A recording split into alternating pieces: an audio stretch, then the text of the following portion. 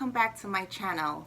So today I wanted to go over supplies, and my business is a little bit different because we make candles as well as skincare items. So I'm going to make two separate videos on supplies, one relating to candles and another relating to just skincare items. So let's get started. So the first thing to think about is wax. What type of wax do you want to use? So you have paraffin, and you also have coconut wax, you have soy wax. I chose to use soy wax because it gives a cleaner burn, and it's environmentally friendly. So the one I use is actually from Candle Science. I'm sure you can't really see that very well, but it's the 464 Golden Brand soy wax, and this is almost finished, but I have a new bag already. So this is the wax that I use. Pretty much it gives me a good scent throw, which a lot of people is deterred by soy waxes because they think it's not going to give off a wonderful smell or a long lasting or even something that will throw around the whole room. But I don't have any issues with the soy wax that I chose. The second thing that you think about when you're talking about soy wax candles is scents. So I also purchased from Candle Science. And so you have many different fragrances to choose from. You don't have to go necessarily with Candle Science. However, I have different ones here just to show you what you can expect. So I would recommend, if you're first starting your business, is to focus on what type of scents do you want to offer. Do you want to mix a couple of scents like lavender chocolate or spearmint eucalyptus? You do have mixed scents that come already mixed, but then you also have the option to just choose something right off the shelf. Personally, I have used the ones that are pre-made. I only mix one of them, and that is my chocolate mint. So the next item we're going to talk about here is, so we already talked about our wax and our fragrances. So let's talk about our jars. The jars are equally important. This one I chose to go with a more modern design. This one is also from Candle Science. It is a 8.5 ounce jar candle up to the fill line. Of course, it only comes up so far. So it comes up right about here, and pretty much this is the jar that I use currently. Now this one, I will say that it although it's pretty sleek and modern, it sees through, so certain scents such as vanilla, it might get a little discolored. It's not so white, so you want to be careful if you're going through with a see-through container like this one. All right, so here's an example of one of my candles that I already burnt. So you can see it has a little bit of line in here, but there is no black smoke at all. So the soy candle really does work well for a cleaner burn. So another important decision that you need to make is, how are you going to melt your wax? So you have the double boil system, which is what I use currently because I'm just starting out. It depends on your budget and what you want to spend up front. So you do have a wax melting pot that you can actually melt a whole ton of wax at the same time, which is very efficient. That you don't have to continuously melt and pour. So I do use this pot that I got straight from Amazon. Don't mind it. Actually, this is what your pot will look like once you get a few melts going there. And so I will link everything in the description on where you can find these items, but this pot is pretty much a double boil system pot. You would boil a pot of water, probably bring it up to about 2 to 3 inches. You put this in there, and you will put your wax in, just your wax, no fragrance or anything. That comes after. So after you melt your wax, you're going to need something to mix in your fragrance. So I use this. This is kind of like a knife, and I'm sorry if it looks a little crazy, but this is a kind of a knife to stir it around. If you don't like this I also got from Amazon, but if you're not interested in this one, you can also use skewer sticks. I haven't started using these yet, but these are good just to mix the fragrance around and get it incorporated well. So when you're mixing, you don't want to mix it too much where you're incorporating bubble in the mixture. So you need something that is not going to cause too much aggravation to the mixture, so bubbles will form. So another thing here that I have is my wick bars. So once you pour your wax, actually let me go over the wicks, very important.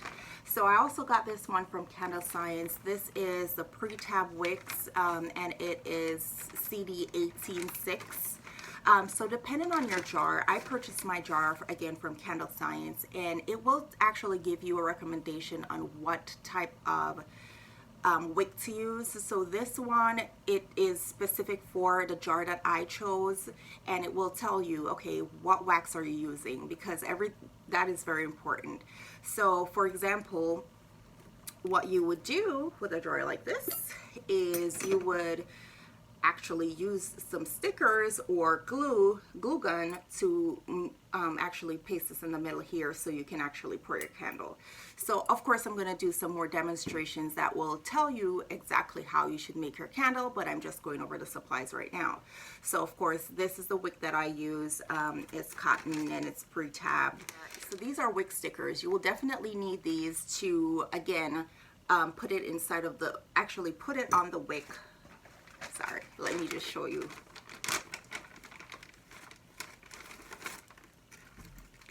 So here we have a wick, and so the wick stickers, you will just peel one off. It's double-sided, double sticky, and you would just peel off the top, put this on there, and then peel it off the bottom and stick it in the jar, in the center of the jar. So that's what you need that for. You definitely need that because you don't want a crooked or wonky wick in your jar. It will burn uneven on one side or the other. You need it to be in the center. So this brings me to my wick bars. So I have two different ones here. I'm not even sure which one I prefer. I think this one, because it does have the holes, this one you kind of have to struggle with it a little bit to get it in there. But I do have these that I've also ordered from Amazon.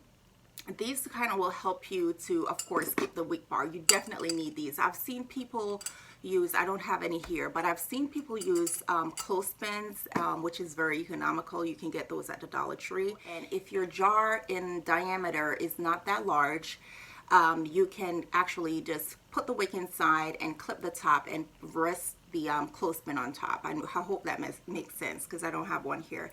But for my jar, it's about, I believe it's 3.5 inches across, so it will not work. It actually, the clothespin will be too small and it will kind of go inside. So this is why I purchased my wick bars. I have quite a few, and that way I can do a batch.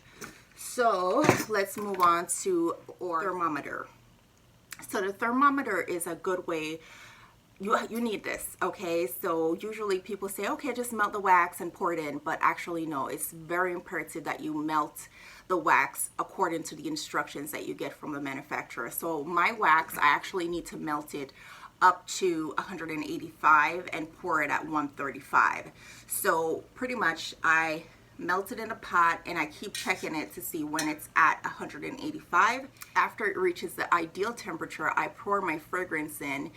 And this is very imperative to know also when to pour it in the jar itself. So I actually skipped a little step, excuse me for one moment. So this is also very important. I got this from Amazon, and a lot of things I get from Amazon, just check the link below. But this is actually a scale. It's a shipping scale, but you do have different ones that you can get. So I will list this one as well as another small one that I have that I don't have right now. But pretty much what it is that you have to measure out not only your wax, but it's also important to measure your fragrance.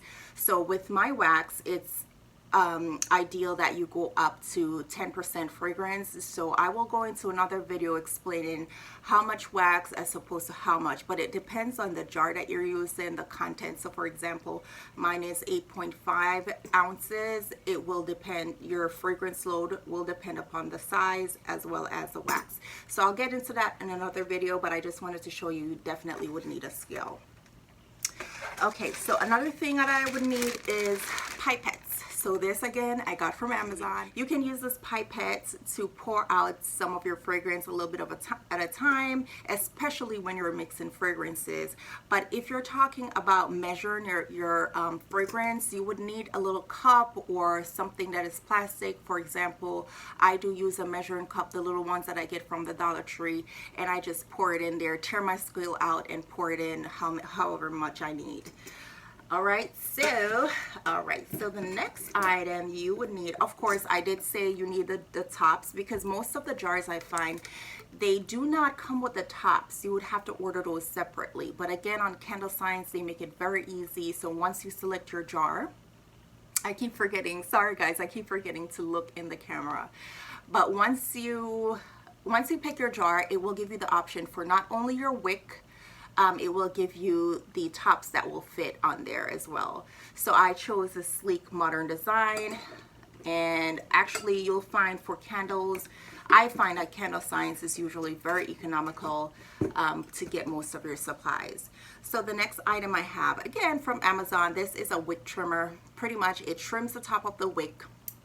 So when you're finished with your candle, you let it sit for at least 24 to 48 hours. Once it sets up, then you can go ahead and clip your wicks, and you want to clip that up to 1/4 inch. So you just clip the top of it, and you can use other tools. I've seen people that use a dedicated nail clipper for this, or you know, a scissors, gardening tools, but I just choose to purchase one so I know it's dedicated to my candles and nothing else. If you're interested in making wax melts, so I purchased these as well. These are the clamshell molds. They're pretty standard wherever you purchase your supplies. I purchased this one from Candle Science. And again, I'll link everything below so you can easily find what you're looking for. But these are just little clamshell molds. They come with 6 in it. This is good also if you're going to make samples. You can pour them in here, take it out once it's done curing, and you cut it up into little bits so you can actually put 1 or 2 in a bag and kind of give it as a sample. But this is what it looks like. Pretty standard, nothing great about this. I also do have labels that I put in here. So the warning label goes here, and the actual label goes on the top here. Pretty inexpensive. I think I purchased a box of, I forgot, but it's a lot, maybe at least 120 or something like that. And finally, I think that's it. Actually, no, I have 2 more items to show you. So this one is my heat gun. I got this from, as you guessed it, Amazon. And this one is to help you to fix any imperfections that might be on your candles. So you'll find that certain waxes perform differently and certain fragrances perform differently. This heat gun is good to kind of smooth out the top of the candle if you find that it has any sinkholes. And then you have to look up to see exactly what the recommendations are. But most times people just use a heat gun to just actually reheat the wax so that it smooths out at the end of the process.